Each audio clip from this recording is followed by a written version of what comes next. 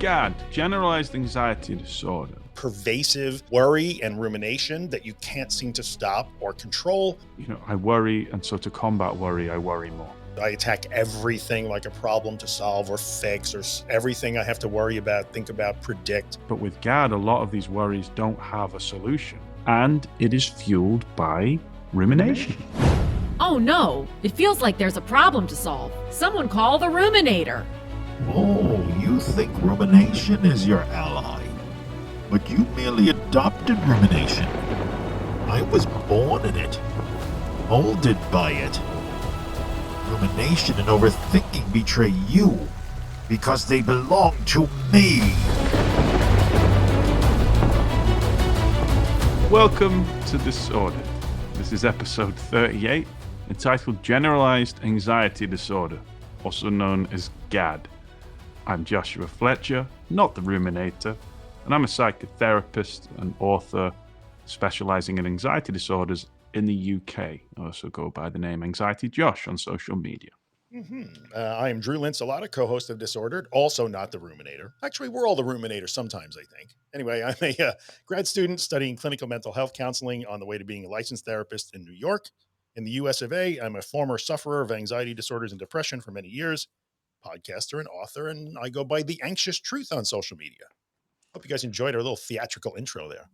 Yeah, the production value of this podcast is plummeting. GAD, big popular one in this community, isn't it? Oh, it is huge. I think, and most people that in our community think that are suffering with GAD or generalized anxiety, there's a lot of misconceptions about it. And they will always say, yeah, but what about GAD? That's different. What are my exposures for GAD? What do I do for GAD? GAD. It will set itself up as its own special thing. So let's talk about it today. Yeah, we'll look at GAD, we'll look at how it presents, which is really important. But as always, we like to celebrate our community with a Did It Anyway that are always submitted on disordered.fm. Have we got one, DJ Drew? We do. Let's cue it up right away. Hi, Drew and Josh. My name is Nicole. You can use my name. I've been listening to the podcast for a while. I suffer from generalized anxiety disorder. I'm in end-stage recovery, but I still can encounter some really hard days just like everybody else. I have a Did It Anyway that I wanted to share. I was having a really rough week with some dizziness, a lot of DPDR, and symptoms that I hadn't experienced at that level for quite a while. And it was throwing me a bit off my game, and I was becoming fused with my thoughts instead of challenging them as I typically do. So after a really bad day, I was with my 18-month-old son and my husband, and we were in our playroom, and I just decided to try and do something that we haven't done in a while, even though I was feeling really scared in a really bad place. So we put on some music, and we had a dance party, and we did that for about 3 minutes. My son was giggling and laughing, and after that, it was like nothing was even wrong, and the symptoms just totally faded. So just wanted to share that Did It Anyway. Thank you guys for everything. Huge heroes to me, and I love listening to the show. Thanks. Bye. Great job, Nicole. Yeah, well done, Nicole. I love that. Really wholesome as well. Like it's engaging in parts of your life, making memories, doing what non-anxious you would do. I know you're the hero in this. We're just the ruminators. We're doing this. We provide the content. You got to apply the tricky stuff, and you did. Well done. Yeah, I think I love how she recognized being fused with her thoughts, little technical thing there, and she used that and moved toward what was important to her. Anxiety didn't have to be the most important thing in the room. No, my husband and my son are right now. Let's try it that way. And look how it turned out. Very good. Outstanding. Love it. GAD, Generalized Anxiety Disorder. What does that look like, Drew? Well, I think a lot of people think that if you're anxious all day long, that means that you have to call it GAD. So I would start by saying, not necessarily, but a lot of anxious people that have other types of anxiety disorders, and we've done, right, what type of anxiety do you have is one of those early episodes we did here on Disordered. But GAD generally is characterized by pervasive worry and rumination that you can't seem to stop or control. Sometimes it's about real life things. Sometimes maybe things that aren't so rooted in real life. And I'm one of those people that feels like there's not a lot of operational difference between GAD and OCD sometimes. So. Yeah. I know as well in the UK in particular, a lot of the diagnostic process with anxiety, and there's a lot of not only anecdotal evidence, but I remember doing my master's thesis on this, was when people go to their general practitioner, often I hear, and they've only got a small window with their general practitioner, and there's no blame here. It's a systematic flaw. But sometimes the doctor will say, well, it sounds like you've got a lot of anxiety. And they often come out with a very quick diagnosis of GAD, or maybe it's a diagnosis of GAD after a consultation with a psychologist or a health team. Some people have quite strong, severe GAD, and some people come out with a diagnosis of GAD because they had a 10-minute consultation with a doctor. It's quite hasty and it's quite vague, in my opinion, in my experience over in the UK. So the opinions and the advice I'll share is from my own experience here. And yeah, we can talk about it today because it's something that pops up. And what I've noticed as well is that each person's GAD is kind of subjective and individual to them. Yeah. So let's kind of talk a bit about, how it presents. You've mentioned then often it's characterized by, having anxiety for a lot of the day. Well, that would be how it presents for sure. And I think people, again, the confusion of like, well, if I feel anxious all day long, then we'll call it GAD. Here, it's sometimes a catch-all. Like I can't diagnose you with panic disorder or agoraphobia or OCD. So you're anxious all the time. So it's GAD. But GAD doesn't Yeah. mean that all the time. So sometimes I would start this conversation by saying, don't get too stuck on the label because we've talked about this. They all start to melt together anyway over time. Yeah. And with GAD as well, it's often that fear of fear. Mhm. If you scale anxiety from 1 to 10, people who struggle with panic disorder and agoraphobia and things like that, when they're in situations that are scary and they suffer from panic, there are 8s, 9s, 10s on the anxiety scale. For me, I mean, I've had GAD as part of, my anxious presentation, my fear of fear, and that would be anxiety presenting around a 3 to a 6, maybe a 7 on the scale, with the odd panic attack now and then. I call it like that, just like medium simmering anxiety. The thing with GAD is that it's often more external. So, and it can be mixed with a fear of fear. So people with GAD may fear anxiety itself and may experience things like panic, but also it could be things like external to them. Like I'm worrying about things that are outside of fear, and it's a misinterpretation. So you could be worrying excessively about something that's maybe out of your control. It might be conventionally not a big deal, but GAD will make it feel like it's a big deal. I know people with GAD who don't realize they have GAD, some of my family members, Yeah. and it's like, it's like excessive, intense worry and urgency to address All the time. all the time. And it is fueled by rumination. Yeah, 100%. That's why we started with the ruminator. I think GAD, there's fear of fear in GAD. I think there's also is one thing we don't talk about all the time. There's worry of worry. Worrying about worrying is a big GAD thing too. Cause I know a lot of people who will say that they have GAD, whether they've self-diagnosed or they have been diagnosed, and they'll say, yeah, but I'm not afraid of the anxiety. No, but you often worry that you have it. So you recognize that you're anxious all day long. You know that it shouldn't be that way. You don't want to be that way. And you're worried. You might be not afraid of it, but you're resisting it in the form of worrying about it and trying to fix it. And I can't seem to fix it. So now I'm going to try harder to fix it. I'm going to worry more that I'm anxious all day long. What do I do about that? And the Mm. what do I do about it is usually a clue to me in my experience. Yeah, and it falls under the I don't want this label, something's wrong label. Mhm. It's always Yes. like, it's something's wrong. Yep. Maybe there's something wrong externally and my what if thoughts are loud and convincing. Or maybe it's something's wrong. It's just I don't feel 100% and I need to fix this. And it can be inwards. Maybe there's something wrong with me, or it could be outwards. Maybe there's something wrong with my work life, my personal life, whatever. But again, it sits between that 3 and 6. For a lot of people, it presents as quite chronic. Yeah. People with GAD can have panic attacks sometimes. They're not, this is not a mutually exclusive thing. Like, oh, if I have GAD, then I don't ever have panic attacks. Some people with GAD do occasionally have them. Some people with panic disorder might also be diagnosed secondarily as having GAD. So again, things start to bleed together sometimes. There's no hard edges here, no black and white definitions.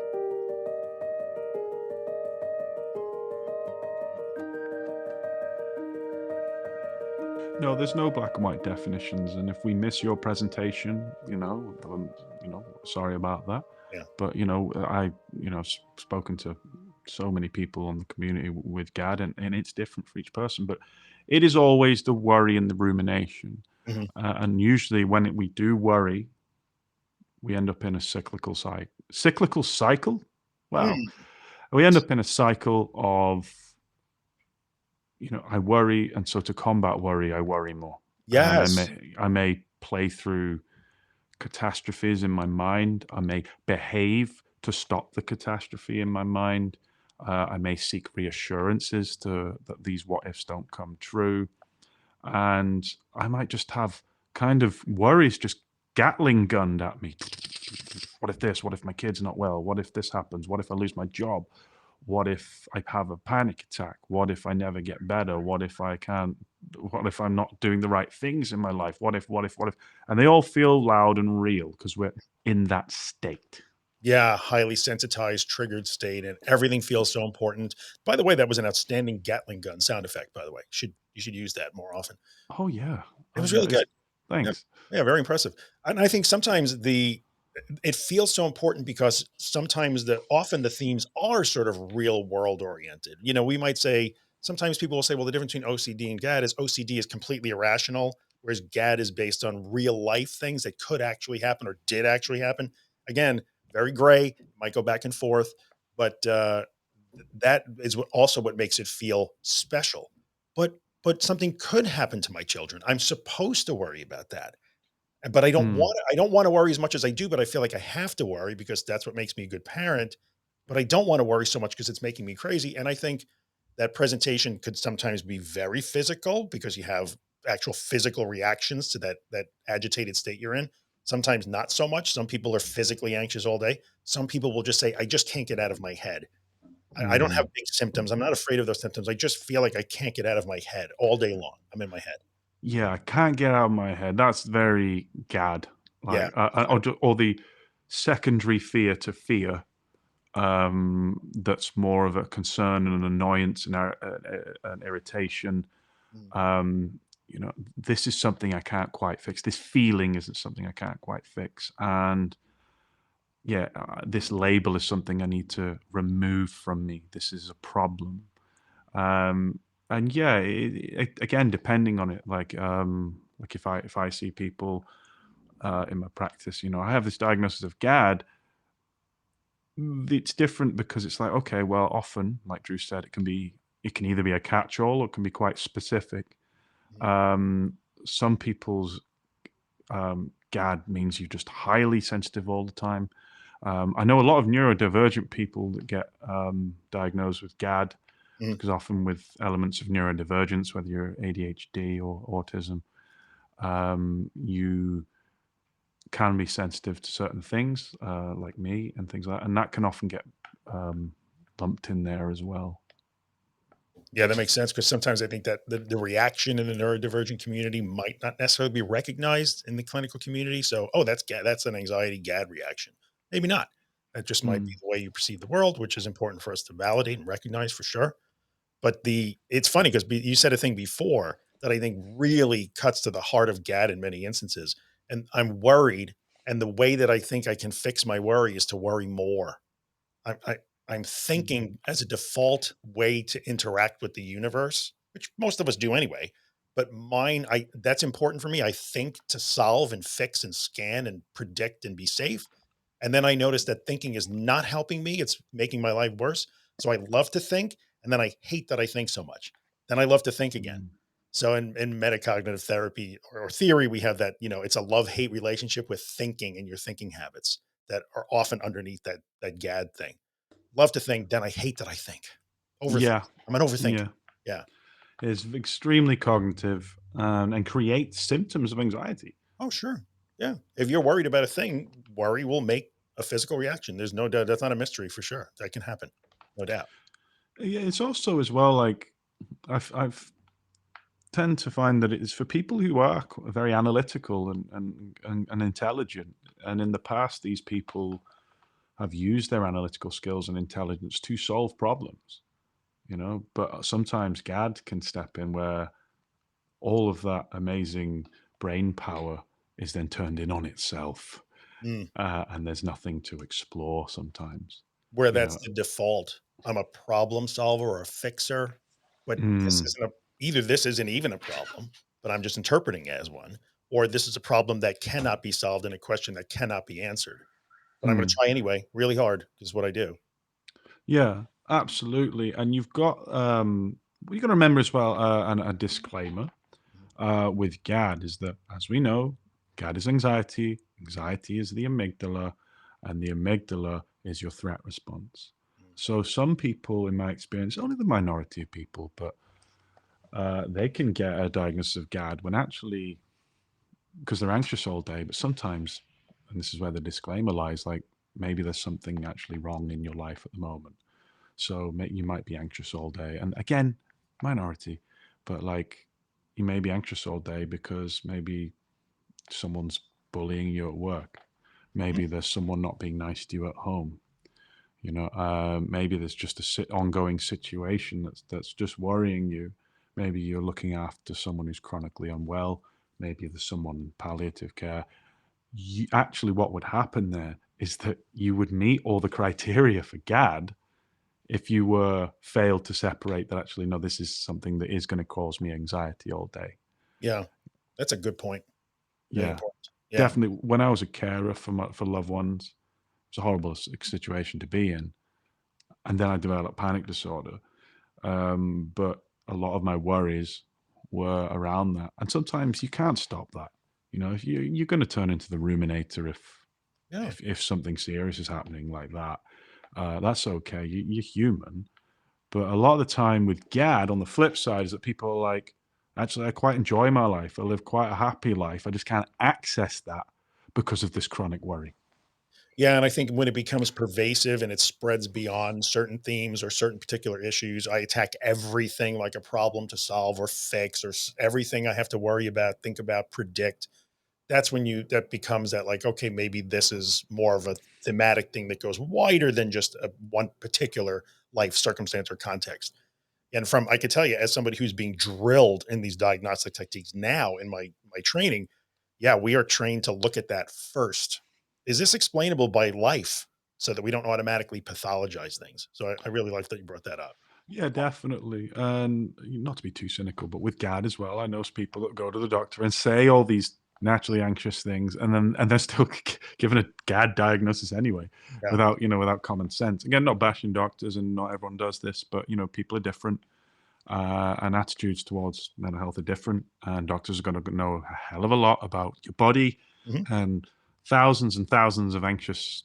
I mean, not anxious, but like physical presentations, and then expected in a 10-15 minute talk to get to the bottom of your mental health issues as well. I think it's unfair, but anyway, I just thought I'd kind of make sure we mention that. Yeah, it's important. Why do you Yeah. think we started with our little ruminator skit, which we just had so much fun making, by the way. Thanks for indulging us. But why do you think people worry and ruminate? What's the point of worry and rumination? What are you trying to get out of that? Well, it's a good tool for us. It's part of, when we did the very early episode on the threat response, Mhm. being analytical, scanning for threats, is advantageous for us all. If I'm walking home at night, my anxious response kicks off and says, you don't really want to walk through that dark park in front of you. What if you get mugged? What if you're followed in there by a stranger? Well, actually, that's helpful. Actually, yeah, those are possibilities, albeit, still maybe slim. Maybe it's sensible I don't do that. And therefore, it changes our behavior. You have an outlet for this executive function, which is okay, I take that into consideration. I've rationalized, yeah, I'll walk around the park. Mhm. And lo and behold, yeah, there was a weirdo waiting in there, to steal my mobile phone. You know, really advantageous to have that worry as I'm walking up to the park. But with GAD, a lot of these worries don't have a solution, or it feels like there's a solution because that's what the mechanism in the brain says, but there isn't, and it's GAD when you're worrying about the same thing for days, weeks, months on end, or it's just flitting with the same urgency, importance, and intensity. So it always starts with a what if, and Mm. that's going to feel just as urgent, important, and intense as it was to a worry that you don't really care about that you had last year.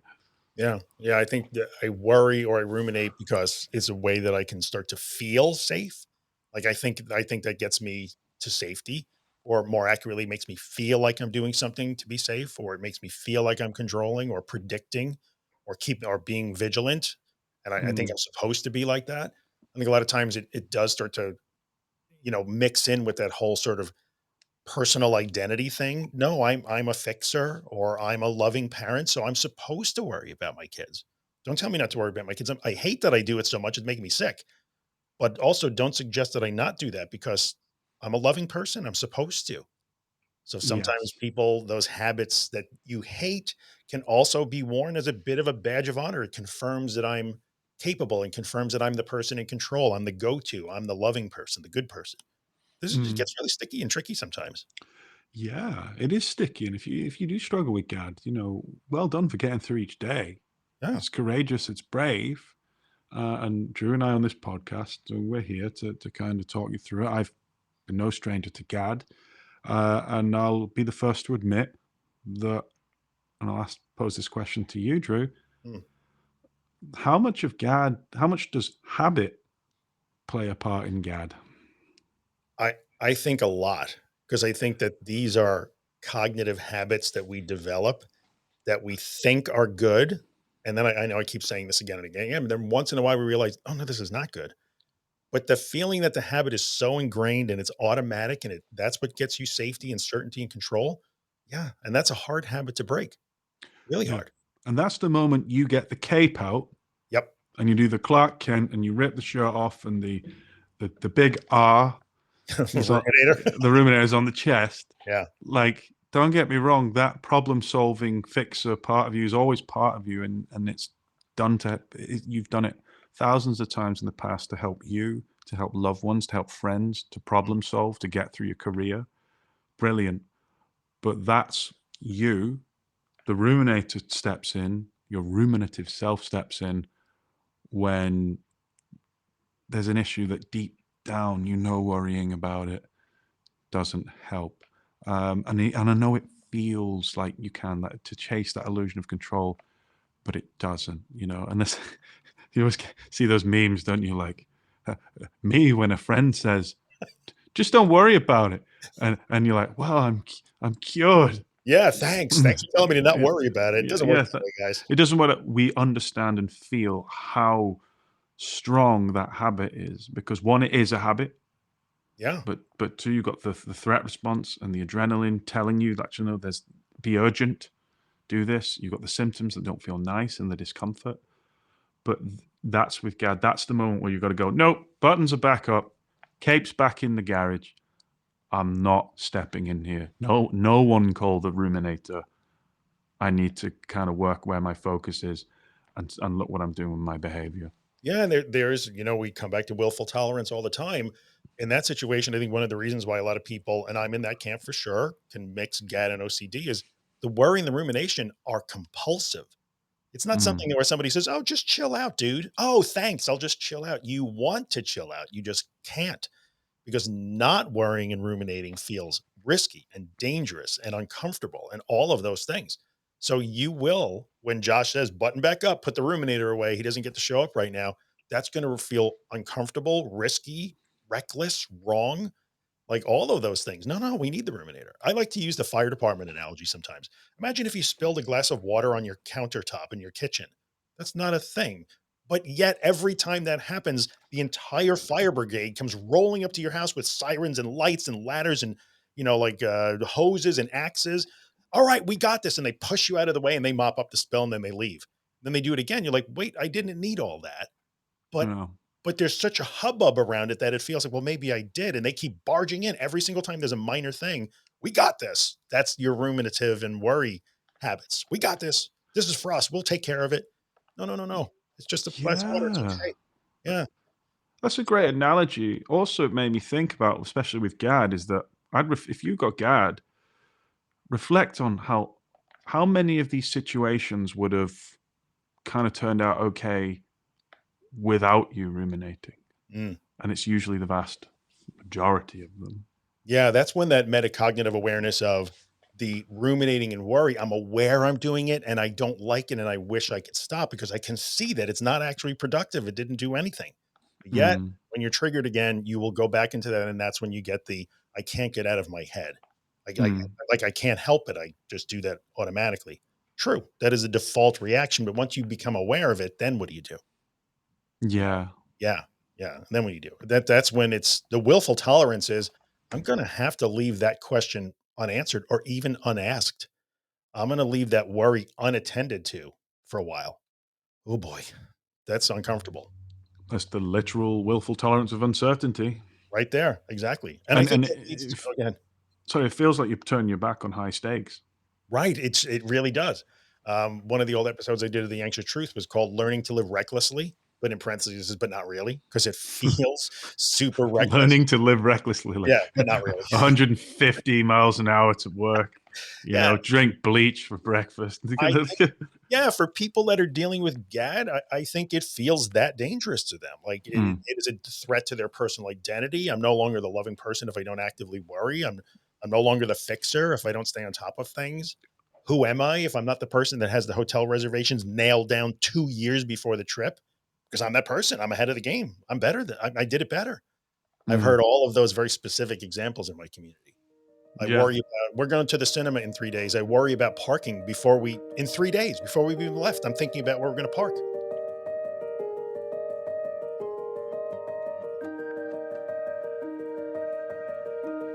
We're going on a family trip in 8 months. And if I don't have the hotels nailed down today, I'm failing because I'm the person that nails that stuff down. Look, it's done.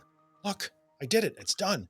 Like that's a Yeah, accomplishment. because When you there's don't do evidence, that. isn't it? Some kind of weird evidence, like I'm here, everyone's safe, Yep. nothing's fallen apart. Yeah. Well, that means, I can't discount that all my worrying rumination, Correct. which is bad. Because Or look, ultimately I'm safe, and that's what the threat response. Your job's done. correct. It looks like it worked. It Or looks even like it worked. in the family holiday, the family vacation, I was actually in that conversation with somebody who was nice enough to share about that. And it was, yeah, but everything went smooth. We didn't have stress. We didn't get delayed. We didn't have to think about where we were staying. Oh, so that's proof that if you hadn't driven yourself to near madness to get those hotel reservations nailed out today, if you hadn't done that, the whole trip would have fallen apart. Oh yeah. Yeah. Maybe it wouldn't have. Maybe it would have worked out fine even if it took you 3 more days to do the hotels. Yeah. But it's like self-reinforcing. See, everything turned out great because I did that. Yeah. Yeah, Yeah, it's almost like it's a safety object in itself, isn't it? Where you don't get the credit yeah, because that behavior, the mechanism of ruminating, was kind of lost in the whole process. So we invite you to be like, well, let's see if things happen well without me doing that. Small experiments, a little bit at a time, mm. to start to prove that actually, no, this leap into uncertainty still led to a positive outcome. I love that you use the word experiment because EX starts with EX. So does exposure. How many times a day do you hear, but my problem is GAD. What are exposures for GAD? I could ask Yeah. every single day, what is the exposure for GAD? But Josh used the term experiment and they're almost interchangeable. What would an exposure for GAD be? An exposure for GAD is whatever you're doing.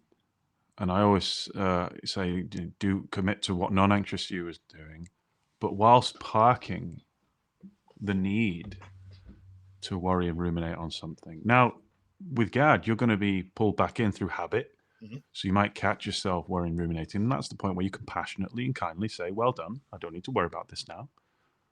I'm going to park it for as long as I can. Yes, my brain will flip back to the worry maybe 30 seconds later. Keep catching, keep redirecting. Because what you're doing is that you are lowering the amount of time you're ruminating. You can't just stop worrying, you can't just stop ruminating. Nope. But you can, a little bit at a time, start to change these habits. And it's a double win because you don't get to worry all the time and you're practicing the skill, you're creating new neural pathways, you're doing lots of good things, and you are changing the association with stopping and going inwards and stopping and going straight into your head. Mm, Oh, wow. And the brain and the amygdala starts to go, right, yeah, actually, things get done without this cognitive intervention that we've done for years, maybe all our life. yeah, it's a good point. I always like to say, grossly oversimplified, but GAD, health anxiety OCD, is usually the exposure is not doing, whereas maybe somebody with panic disorder or agoraphobia is doing. I have to drive, I have to walk, I have to. No, for GAD, it's not doing. And Mm, it's people will say, well, I don't have to worry about this. Just stop worrying. You can't. You will be worried. But that's mm, like an MCT. What can you do while you're worried? What yeah, behaviors can engage and what else can you engage with in the world? Preferably something that has had value for you while you are worried. You will be worried. You can't not just you can't turn off worry, but you can take it with you instead of trying to fix it. What would yeah, happen if you did that for today? yeah. And you can't stop habit as well. Correct. You know, if you're a lifelong passionate line dancer and someone's asked you to do the waltz, you're gonna, you start doing the waltz or someone, but habit will make you suddenly fall into line dancing again. Trust the analogy, and yeah, you're like your footsteps are going to be wrong because how long have you been doing that type of dancing for? And now you've been taught to glide and do this and move in a different way. It would be impossible for you to try something new when you're on the dance floor as opposed to, because it's a lot of it's mechanical, a lot of it's habit, the neural pathways are there. What you're doing is actually I can learn both. So, I might be good at doing the salsa, but now I'm going to do the American smooth, and it's learning and teaching your feet. And while you're doing the American smooth, you might find yourself popping into salsa dancing again. Yeah. Catch yourself. No, I'm doing the American smooth. See, I made something out of this analogy. Yeah, I think you pulled that out of the fire really well. That was the best recovery we've had on Disordered in a long time. That worked out really great. It was a great Line dancing. I've line never done dancing line. analogy. And it speaks to me because me and my line dancing. It's all I do. As soon as the Yeah. mic goes off, boom, I'm line dancing. I can't help myself. But and that's tough because that's habit. You're basically building a habit in parallel to the old habit and practicing the new one until it becomes a little bit more natural than the old habit, which is freeze, sit still, stop, and make my thoughts the most important thing. My worry, my fear, my uncertainty has to become the most important thing. What if And it's not? it's that mechanism. There's proof in the pudding. That mechanism. I mean, think about it. Every time you're fully immersed or distracted by something, maybe it's something at work, maybe it's something you're doing a fun activity, maybe you're completely distracted by your friends and family, something where you're entirely immersed. How anxious are you? And this goes back to the distraction episode that we did Mhm. early on. How anxious are you? Oh, actually, I wasn't really anxious at all. Well, look what happened when you're fully engaged and immersed in something. You suddenly weren't doing the habit that you did Yeah. do throughout the day. And I say that to show you that actually look how much our own attention and volition plays a part in GAD. Yeah. And I think a lot of people with GAD will do the old like, okay, well, I understand like other people have to get out and do things. My problem is when I stop because Mm, sometimes you recognize that if my brain gets occupied by something else, a shiny thing, then I get some relief from my worry and my rumination and that discomfort. So I will try to load my days up completely with activity to just distract myself. Because if I have to sit quietly for an hour on a Sunday afternoon, oh boy, here comes the GAD. Here comes the thinking. I can't get out of my head. yeah. So, but you'll see it as accidental. If I can just load things up and not give myself a choice, I get some relief. Okay, well, this is the experiment that Josh was talking about. What if I do that intentionally? And I Mm, say, well, while I'm feeling this way, let me do some things that other things. That's in MCT, like there's behavioral activation as an alternative to just thinking by mm, default. And it's, there's a lot of good research on MCT. I mean, and we use bits and pieces of different modalities, but metacognitive therapy is shown to be really effective in lessening GAD symptoms and worry and rumination over time because you replace the thinking with other stuff that seems like you shouldn't do. But lo and behold, you learn that, oh, it's okay. Look at that. yeah, I love metacognitive therapy as a principle. I Mhm. think sometimes it's if I've heard A anecdotally, little dry. it'd be quite dry and Yeah. robotic, but the principle and theory behind it's fantastic Yep. because it teaches you how much of an effect your own cognitive processes have on you and have on how you feel. Um, a note as well with GAD is that it can often be tied to other things, so like productivity anxiety, which we'll definitely do an episode on. Yeah. The feeling guilty when we're not feeling productive. It can tie into our self-esteem. It can tie into conventional anxieties about our identity. When our stress builds up and up and up, that threat response will might just fire off for no reason. And sometimes GAD can tie into those things as well, which is often why I find when people with GAD, if they go to almost like conventional talking therapy, just having someone to talk about their problems with and their stresses with, you find that the symptoms of GAD can often come down hmm because it's less stresses, less triggers, and often their sense of self may change, particularly if there's esteem issues. Yeah, sometimes talking about that stuff out loud, and this is tough because, we often talk about like, well, the habit of always bringing your worry to the forefront is not so good. But if you can be open enough to talking about what you're worried about with somebody and let that reflection come back at you, the person who can say, well, I understand why you're worried about that, but I have no answer for you, or there's nothing we can do about that. Sometimes just putting that out in the open as opposed to leaving it silently in your own head, so you just keep going back and back. I've heard people say, "Oh, that helps me a lot," or I keep a worry journal. I indulge my worries for 15 minutes every night in my journal, and sometimes that helps alleviate that. I got it out. I saw that there was nothing I could do about this, and I gave myself permission to move on for a while. Got sucked back in the next morning, but okay, I'm learning. Yeah. So there's a And lot of different ways to do that. yeah, and if that works for you, it's Yeah, great. If you're doing it compulsively, don't. that's a So problem. yeah, Yep. yeah, yeah, and again, it's quite a bit like GAD is a big umbrella, and we'll do more stuff on GAD and particular and sending you questions as well if you do have questions about GAD. Because if it's specific to you and your worries, then we can answer more on them. But because it's such a wide umbrella, Mm, we have to do kind of to discuss it in quite general terms. yeah, that's true. Yeah, I'm looking at the time now. We like to again engage the community a bit more. Yeah. Shall we have a question? Okay, so the question that I had is interested. It's a question about interesting question about projected anxiety, and the question is: I'm 32 years old and I've been living with GAD as long as I can remember. This is perfect for this episode. Over the past year, I've been trying to understand this disorder and identify what my triggers are. Tell me you have GAD without telling me you have GAD. During this journey, I've been entertaining the idea that my anxiety is not actually my anxiety at all, but my mother's anxiety that has been projected on me over the years. I'm still trying to understand my thoughts and emotions, so I can't tell if this is real or me just coming up with an explanation for why I feel the way I do. Are there any steps that I could take that will help give me more clarity on this? Also, if the anxiety I harbor is in fact my mother's anxiety that she is making me hold, what exposures can I do to help me overcome this? Then he goes on to thank us for the work. Thank you. You're welcome. Glad it's helpful. What do you think about this one? It's a good question. The first piece of advice I do is to not compress your anxiety into a singularity. Mhm. Oh, it's something that my mother gave me, like, and I'm holding it. I know a lot of therapists kind of use that speak, and if you want to do that, that's okay. But if you have an anxiety disorder, I often find that those narratives are quite difficult.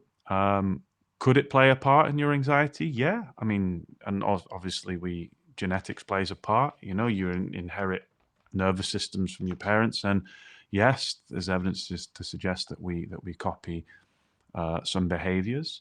If your parents are anxious, then more likely than you're going to be anxious. But I just be aware of how you're formulating it. You're trying to put it into one small neat box because when something's in one small neat box, you can fix it and throw it out. Whereas with GAD, you're a ruminator, and it may be, just maybe, and I don't know too much about it, but maybe even through the question, a lot of what's going on has encouraged this rumination. What if it's my mother that's doing this? What if it's something my mother's passed down to me? What if I've inherited it? What if it's not that? What if it's something else? What if it's this? What if it's stored emotions I'm holding? What if that? Yes, definitely like kind of talk that through in therapy if you need to, but just be careful not to try and compress it into one thing to fix. When actually a lot of what GAD is the rumination keeps us ticking over and ticking over and ticking over. Yeah, I agree with that. I think there's a lot of clues here. Again, we don't know you personally. Of course, we can have a general answer to this, but sometimes I think some of the clues could be in the nature of the question too. I've been trying to figure this out. Mm-hmm. Now, that's a thing that I hear from the GAD crowd people all the time. Like, I can't figure out why I'm like this, and I need to know. If I know why, then it'll all go away. I'll be able to fix it. That's how I solve the problem. But does that look like the way you approach everything in your life? And maybe it is related to your mom. It's certainly possible. And we're not saying that it's not, but what would be different if you discovered that, yes, this is your mom's anxiety that she has given you to hold? Okay. So what are you going to do with it now? Yeah. Yeah. Like, okay, we've got to that. Now what? Now, What do right. we Now do? what? Right. Do we resent mom? Do we kind of do that? What do we do? And again, it's just another. This is just a kind of cautionary advice from me. Is just be careful of some of the narratives out there as well. Mhm. We've spoken about other narratives as well, because that can kind of get sucked into this whole fixing perfectionist. I need to completely rid myself of things which for people with disordered cyclical anxiety can just feed rumination. I think that the use of the language, just to add one more thing here, she gave it to me to hold. That has that sort of very, again, you pick whatever therapy you like, but that speak we hear all the time. Okay, so let's say she did. My mother gave me this to hold. So what are you going to do? Drop it? And if Mhm. you are going to try and drop it, it looks a whole lot like what Josh and I were talking about 10 minutes ago. I'm going to drop Mm. that worry on the floor, but you're still probably going to feel it. That's become a habit. So maybe you can conceptualize it as I'm going to drop the anxiety that my mother gave me to hold, but you're still probably going to go through the same process that we've been talking about. It's going Yeah. to look very similar. So Or you could do keepy uppies with it. How many can you do? Like left foot, right foot, around the world. Yeah. I mean, it's up to you. Thank you for the question. Thank you for yeah, how open and honest you were about that as well. It's a really good question. very good. I have I've got a did it anyway Let's to do it. share one at a time. Hi, Josh and Drew. I recently discovered Disordered after having listened to many of Drew's Anxious Truth podcast episodes, and I've been really enjoying the new podcast and getting so much out of it. Thank you very much. I have a did it anyway to share that's not from me, but my 10-year-old son. The other day, while we were driving home, he wanted to stop at our local small grocery store to buy one of his favorite drinks. I gave him some cash and asked him to go in and purchase it on his own. While this filled him with fear and anxiety, I stood outside watching while he went into the store. He picked up his drink, stood in line, paid the cashier, and walked out. He was shaken up afterwards, but I told him he was very brave because even though he was afraid, he did it anyway. Oh, if anybody needs a superhero music, it's this. Oh, yeah. That's It is so good. total That's superhero stuff right there. Love it. very courageous. Well done, young man. Well done. Yeah, yeah, very good. And you know what, Mom? Good on you for being proud of your son and advocating for him and sharing that win. I Oh, appreciate it. yeah. Excellent. And you're almost encouraging him to be anxious so it doesn't become a thing. Yeah, that's such a great lesson to teach a kid, especially if you're out there and worried. A lot of God people worry about this sort of stuff. Am I going to pass it on to my kid? That's a great way to respond to that fear. Go Mm. do something scary. I know you can handle it, son. And he did. Outstanding. Very good. All right, guys. Thanks for hanging in there with us today and letting us be silly with the ruminator skin in the beginning and sending in your questions and listening to us talk about GAD. We'll definitely do more on this for sure. It's amazing. Yeah. Got any questions? Send them into disorder.fm. And he did it anyways. Same website. You can record voice notes and stuff. We'd really appreciate any podcast reviews as well, particularly on Apple or Spotify. And yeah, we'll catch you soon. Yeah. Thanks for listening, guys. We're going out with dramatic music today. See you next week. Molded by it.